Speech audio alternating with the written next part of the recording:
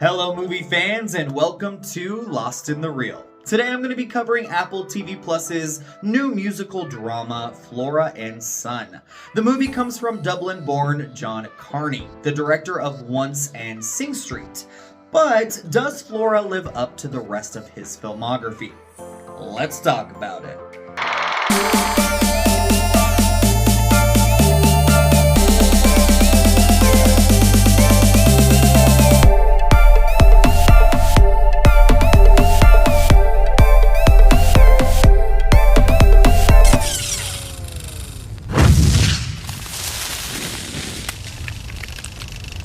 Flora and Son follows the titular Flora, who is stuck working dead-end jobs in her Dublin suburb, trying and failing to take care of her son Max, who can't seem to stay out of trouble. In trying to find something to occupy Max's time, she comes across a dusty old guitar. Though he quickly dismisses the instrument, Flora decides to take it up instead. With the help of a guitar teacher thousands of miles away, she finds that music might be the one thing that is able to truly keep her family together. John Carney has really made a name for himself, making micro-budgeted movies all about the power of song.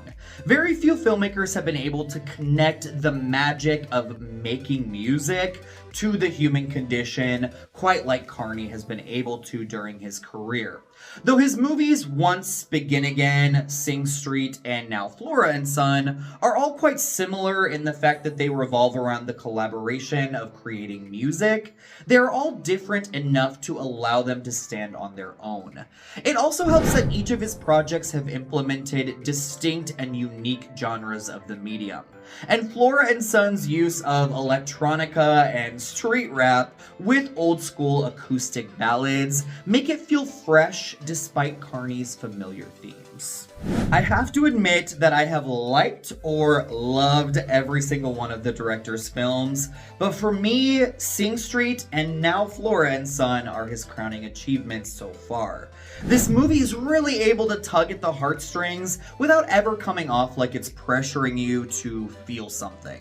The characters are raw and flawed, just like humans in the real world. Even the supposed deadbeat ex-husband, played by Reynor, is treated with empathy and grace. Carney cares for each of his characters that he creates. He never lets them off the hook, but he also gives them ample room to grow and flourish within the confines of the story. What makes Flora and Son stand tall above some of Carney's other films, though, is the star-making performance from Hewson. Being a huge fan of Apple TV Plus's Bad Sisters, I was already familiar with the Irish actress, but here she really blew me away. She takes a character who talks ill about her child, drinks and smokes too much, and has a crass, foul mouth, then turns her into someone with so much humanity. I could not take my eyes off of Hewson for the duration of Flora and Son. She's like a train wreck waiting to happen, but you're just crossing your fingers and hoping to God that she will get by without a collision. It's such a difficult role because Flora could have been extremely unlikable, but Hewson makes this character soar. It also helps that she has incredible chemistry with Joseph Gordon-Levitt. It's been so long since I've seen Levitt really connect to a character like he does here.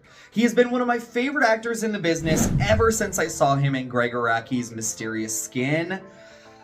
But his choice in roles lately, or at least in the past decade or so, have been questionable at best.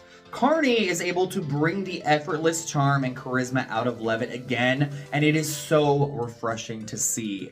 The choice of having Flora imagine that he is in the same space with her, rather than just being behind the computer screen, was also a brilliant addition that really creates the undeniable chemistry between the two performers.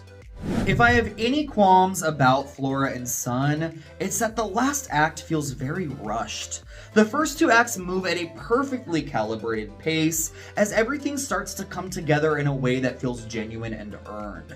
And then the last act feels like it is racing through story threads to get to its ultimate conclusion, that also feels a tad bit clunky in execution.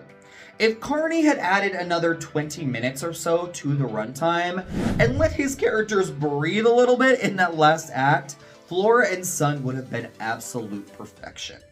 Even so, I absolutely adored this film.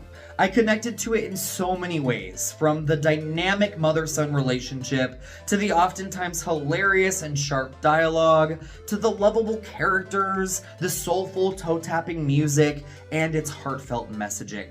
Flora and Son is definitely one of the best crowd pleasers of the year, and I cannot wait to watch it again and again. Thank you so much for watching Lost in the Reel. What are your thoughts on Flora and Son?